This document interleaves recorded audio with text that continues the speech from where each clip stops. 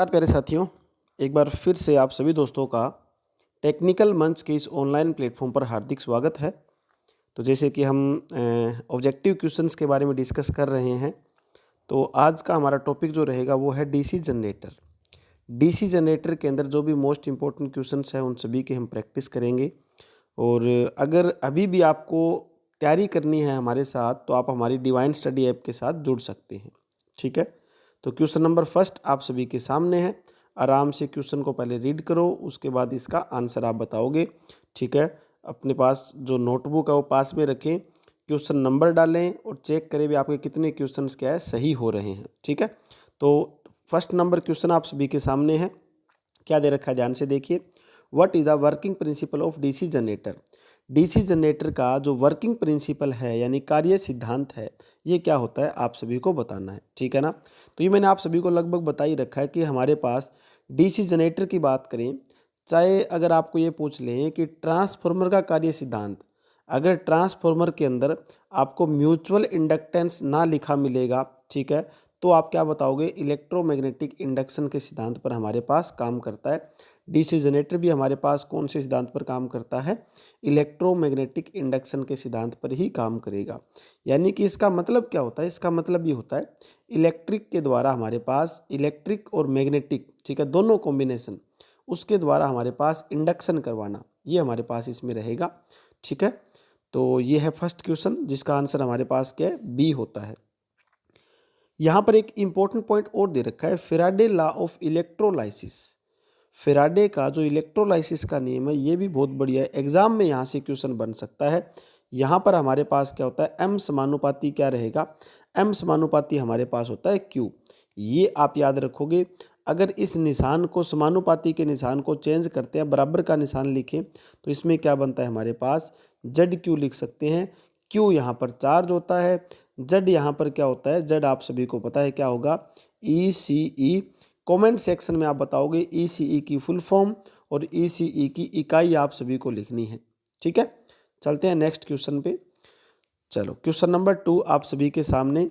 इसका पहले तो आप अपना आंसर लिखो नोटबुक के अंदर, क्या इसका आंसर बनता है। उसके बाद यहाँ पर चेक कर लेना भी कौन सा इसका आंसर सही बताया हुआ है। डीसी जनरेटर में किस प्रकार का ईएमएफ प्रेरित होता है, यानी कि इंड्यूस होगा, उत्पन्न होगा। डीसी जनरेटर के अंदर कौन से प्रकार का जो ईएमएफ है वो बनता है। देखिए, ईएमएफ हमारे पास जो है वो आप सभी को मैंने बता रखा है, दो तरीके से बना सकते हैं। एक तो डायनेमिक रूप से, एक हमारे पास स्टैटिक रूप से। ठीक है ना, अगर आपको घूमने वाली कोई भी चीज़ आपको दिखाई दे तो वहाँ पर गतिज रूप से हमारे पास ईएमएफ बनता है। अगर किसी के अंदर हमारे पास घूमने वाला पार्ट नहीं होता, जैसे कि ट्रांसफॉर्मर, तो ट्रांसफॉर्मर में हमारे पास स्टैटिकली इंड्यूस्ड ईएमएफ होता है। दोनों के आपको फॉर्मूला पता होने चाहिए। डायनेमिकली इंड्यूस्ड ईएमएफ का फॉर्मूला हमारे पास क्या होता है, तो ईएमएफ बराबर क्या लिखते हैं, ये हम लिखेंगे BLV साइन थीटा। ठीक है, ये फॉर्मूला आप सभी को याद रखना है। ये हमारे पास डायनेमिक रूप से उत्पन्न ईएमएफ V क्या होता है, या फिर कमेंट सेक्शन में बताओगे V फॉर क्या रहेगा। ठीक है, चेक करूँगा मैं कमेंट सेक्शन ये आपने क्या इसका आंसर दिया है। स्टैटिकली इंड्यूस्ड ईएमएफ का फॉर्मूला आप सभी को पता होता है। स्टैटिकली इंड्यूस्ड ईएमएफ बराबर हमारे पास क्या होता है, LDI बटा में क्या रहेगा, DT।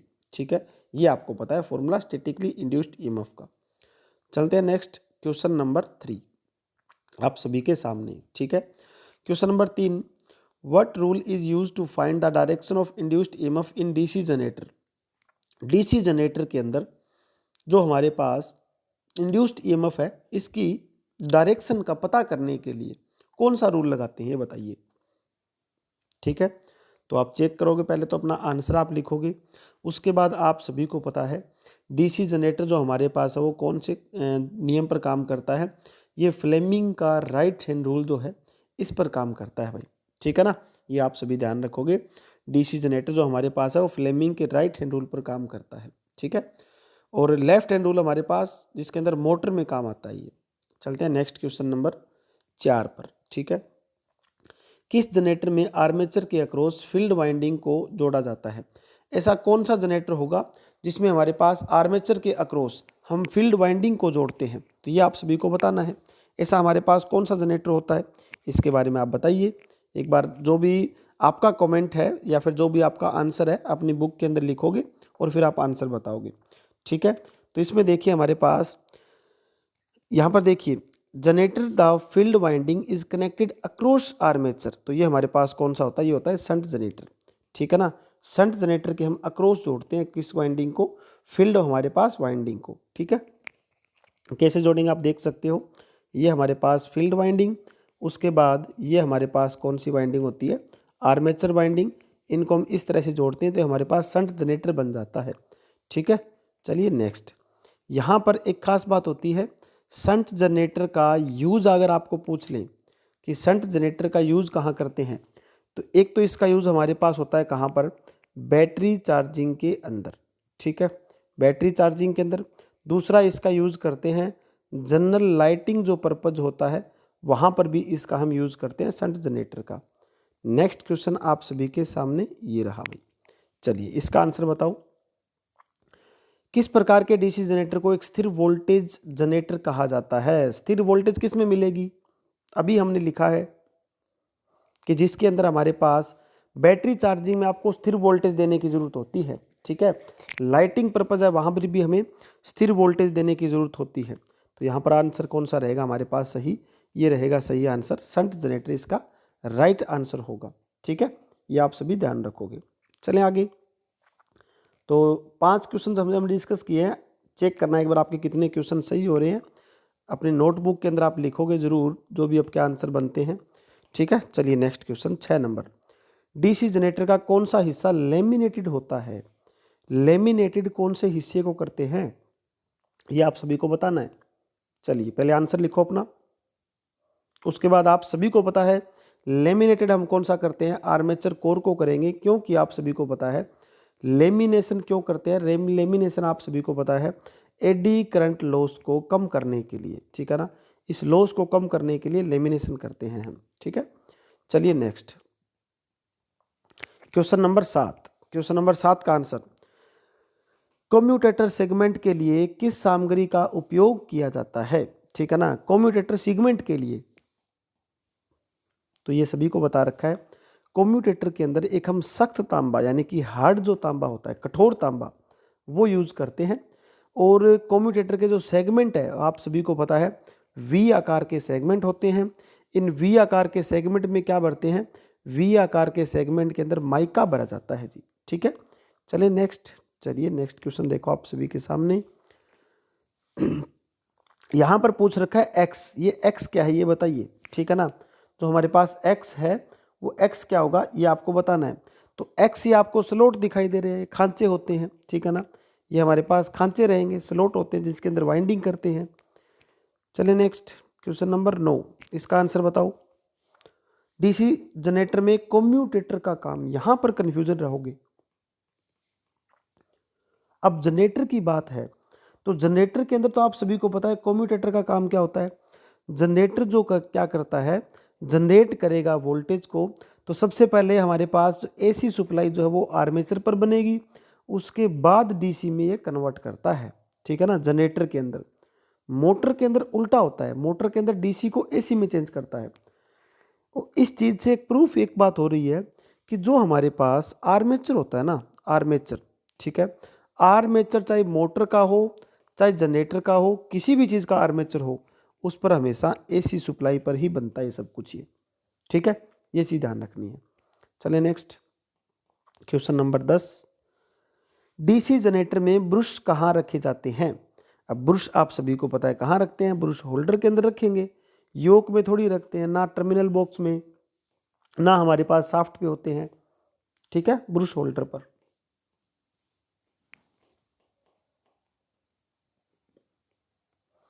नेक्स्ट क्वेश्चन आप सभी के सामने है, डीसी जनरेटर का कौन सा भाग एयर गैप में फील्ड फ्लक्स को फैलाने की मदद करता है। यहाँ पर थोड़ा सा हिंदी में अलग दिखाई दे रहा है आपको, which part of DC generator help to separate out field flux in air gap. Air gap के अंदर फील्ड फ्लक्स को फैलाने में कौन सा हमारे पास पार्ट है वो भाग करता है, ये हिस्सा लेगा। तो ये आप सभी को बताना है। ये आपको पता है जो पोल शू होता है, पोल शू के द्वारा हम क्या करते हैं, जो हमारे पास फील्ड का फ्लक्स है उसको फैलाते हैं। आप सभी को पता है फील्ड वाइंडिंग जो हम कहाँ करते हैं भी, ये हमारे पास इस टाइप के पोल शू बनते हैं, ठीक है ना। तो ये पोल जो होगा, पोल पर हम क्या कौन सी वाइंडिंग करते हैं, फील्ड वाइंडिंग करते हैं पोल के ऊपर, ठीक है। ये चीज़ ध्यान रखोगे। और ये होता है पोल शू, ठीक है। पोल शू का एक तो काम होता है इन वाइंडिंग को सपोर्ट करना, वाइंडिंग बाहर ना निकले। दूसरा यूनिफॉर्म जो हमारे पास, जो यहाँ पर क्या है, यूनिफॉर्म फ्लक्स को फैलाने के लिए ये भी काम आता है, ठीक है। चलिए next question, question number 12। What is indicate by letter N. N से हम क्या प्रदर्शित करते हैं, ये फॉर्मूला आप सभी ने सुना होगा डीसी जनरेटर के अंदर, P5Z N बटा में 60 है। एन क्या होता है, एन आप सभी को पता है स्पीड हमारे पास होती है एन, ठीक है। ये चीज़ ध्यान रखोगे। देखो अगर कैपिटल एन लिखा मिले तो हम लिखते हैं RPM के अंदर, अगर स्मॉल एन लिखा मिले तो हम लिखते हैं RPS के अंदर। यहाँ पर फर्क क्या है, यहाँ पर सेकंड होता है, यहाँ पर मिनट होगा, ठीक है। ये चीज़ ध्यान रखना है। सबसे इंपॉर्टेंट एक पॉइंट और बनता है, जो ए है, ए हमारे पास क्या होता है, ए हमारे पास होता है पैरेलल पाथ, ठीक है। पैरेलल पाथ होता है ए, समानांतर पथों की संख्या। लैप वाइंडिंग के अंदर, लैप जो हमारे पास वाइंडिंग है वहाँ पर ए बराबर पी होता है, और वेव जो वाइंडिंग होती है वहाँ पर ए बराबर क्या होता है, 2 फिक्स रहता है ये, ठीक है। ये चीज़ ध्यान रखोगे। क्वेश्चन नंबर 13 आप सभी के सामने दिखाई दे रहा होगा। जनरेटर की ईएमएफ इक्वेशन आप सभी को अभी मैंने बताई है कि P5ZN बटा में क्या होता है हमारे पास 60A, ठीक है। ये रहेगा, तो P5ZN बटा में 60 है, ऑप्शन नंबर ए ही है ये सही, ठीक है। ऑप्शन ए हमारे पास इसका सही होगा, आसान है ये तो। यहाँ पर ध्यान रखना, ए हमारे पास पैरेलल पाथ। इस इक्वेशन के अंदर एक तो बात करें जेड की, नंबर ऑफ कंडक्टर, एक बात करें हमारे पास पोल की, पोल हमारे पास पी से, एक बात करते हैं ए की, समानांतर पथों की संख्या। ये जो टर्म है ये होती है कांस्टेंट, जिसे के से लिखते हैं।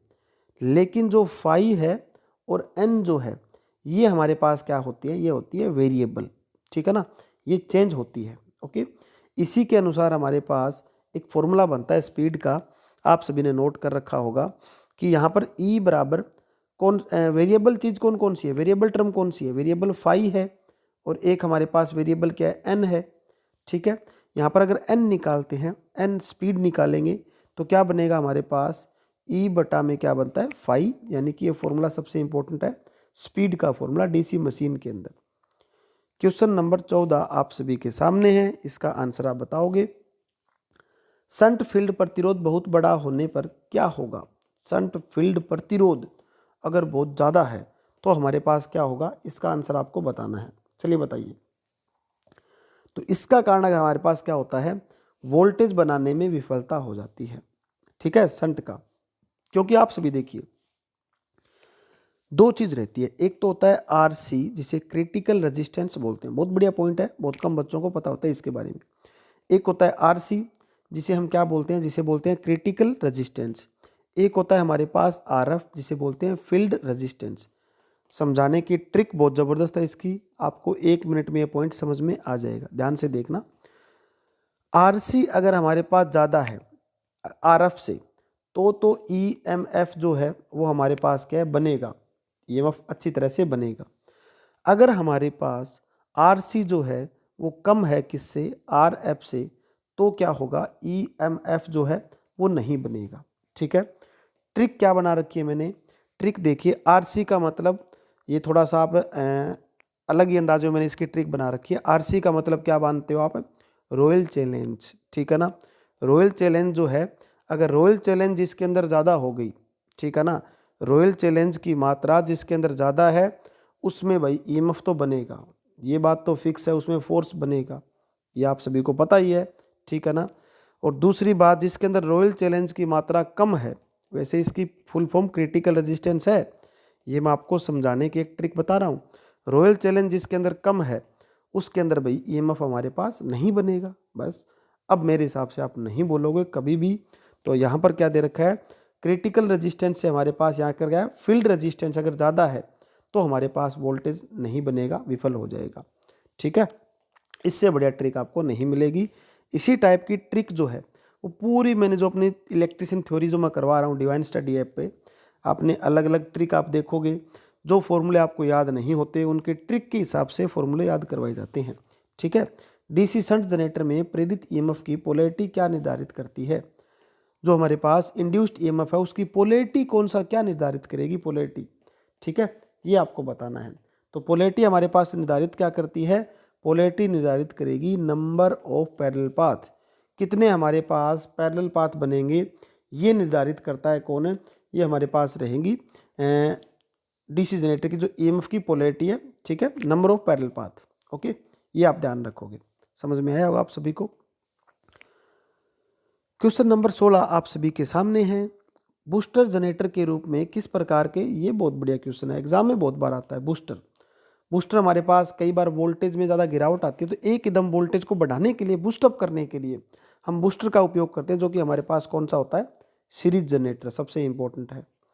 उसके बाद ये देखिए, ये भी हमारे पास एक क्वेश्चन बनता है, किस प्रकार के कंपाउंड जनरेटर की आकृति हमारे पास दिखाई गई है? यहाँ पर कौन से प्रकार के कंपाउंड जनरेटर की यहाँ पर आकृति दिखाई गई है, ये आपको बताना है।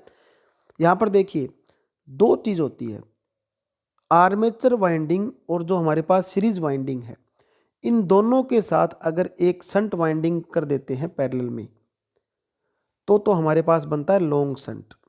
दूसरी बात, इसका आंसर तो वैसे आपको पता चल गया, लॉन्ग शंट है। ठीक है, दूसरा पॉइंट क्या होता है, अगर हम क्या करें, इस आर्मेचर के साथ सिर्फ हम फील्ड वाइंडिंग को पैरेलल में कर देते हैं, तो बनता है शॉर्ट शंट। बस ये चीज़ ध्यान रखिए, ये हमारे पास पूरी पैरेलल में दोनों वाइंडिंग के, तो बनेगा लॉन्ग शंट। ठीक है, चलिए नेक्स्ट क्वेश्चन, किस जनरेटर में शंट सीरीज वाइंडिंग होती है? अब शंट और सीरीज वाइंडिंग दोनों किस में होती है? कंपाउंड जनरेटर में। ठीक है, चलिए नेक्स्ट, डीसी जनरेटर हमारे पास, इसका नाम बताइए। अभी मैंने बताया जस्ट आपको कि आर्मेचर के साथ अगर हमारे पास इस तरह की वाइंडिंग हमने जोड़ दी पैरेलल में, और ऊपर सीरीज वाइंडिंग अलग है, तो हमारे पास ये कौन सी वाइंडिंग होती है? शॉर्ट शंट कंपाउंड वाइंडिंग बनती है ये। ठीक है, ये चीज़ ध्यान रखोगे, शॉर्ट शंट कंपाउंड वाइंडिंग। ठीक है, नेक्स्ट देखिए क्या रहेगा। नेक्स्ट हमारे पास, किस जनरेटर शंट फील्ड फ्लक्स में सीरीज फील्ड फ्लक्स का विरोध किया जाता है?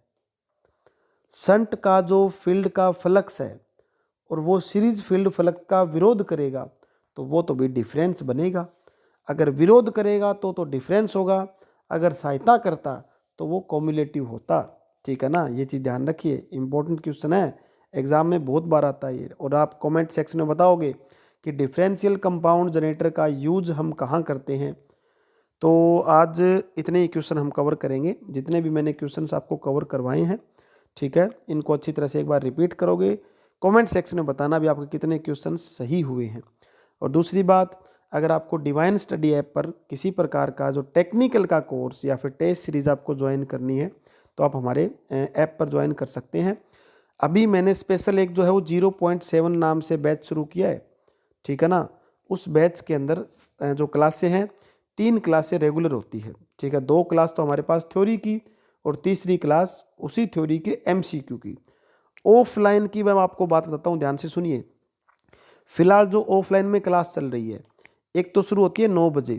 ठीक है, 9 से 10 थ्योरी की क्लास, उसके बाद 10 से 11 फिर थ्योरी की क्लास, फिर लगभग हमारे पास क्या रहेगा, ये 11:15 हो सकता है या 11:30 हो सकता है।